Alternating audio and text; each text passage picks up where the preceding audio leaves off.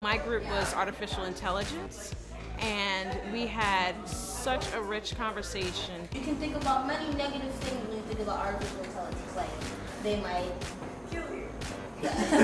This is an experience that I'm not really used to. I'm not really used to talking about technological things a lot because that's not really my forte, but I actually liked getting out of my comfort zone in this kind of situation. You have to push through your fears in order to get to the other side.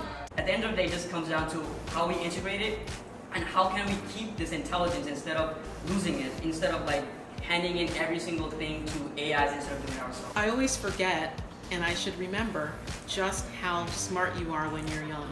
The way they were able to pick up from each other and off of each other's thoughts and just have a continuous unified thought process and a single message at the end is just unbelievable. VR is an immersive experience. I learned that young people are brighter than we give them credit for. They have deep thoughts. They understand things more than we realize. We were talking about the different types of conflicts that can be done through VR. It will be a full-on conversation between person A and person B. We were thinking about the North Korea and South Korea conflict. Well, I think that young people increasingly are breaking the formal structures of power, and this is an important way that young people can get their voice heard. The universal digital rights. They can't vote, or they can't, enter into the formal structures that exist, and increasingly technology is the way that's breaking those power structures down. Who would have access to these resources at this level? Would it be companies? Would it be government? ThinkNation is important because the future really is in tech and AI, and I think that ThinkNation itself is important because it's focusing on young people who are going to be at the forefront of this conversation in the years to come. So the main question that we have today is, in what ways and with what effects can blockchain be implemented to establish a global consciousness for the environment?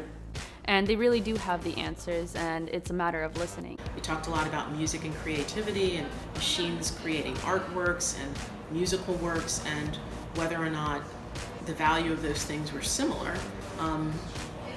when a machine creates it versus whether or not a human being invests their time. I am a strong believer that we can learn from anybody, no matter what age group, what sort of background that they have. I was basically born with a phone in my hand. I've been connected to the internet all my life. Those of us who work in industry probably think that we know a lot, and we do know a lot, but we may be inventing new technologies, but those technologies are not native to us. And sometimes there's some grittiness to what we know that actually isn't the real world version of how things are playing out.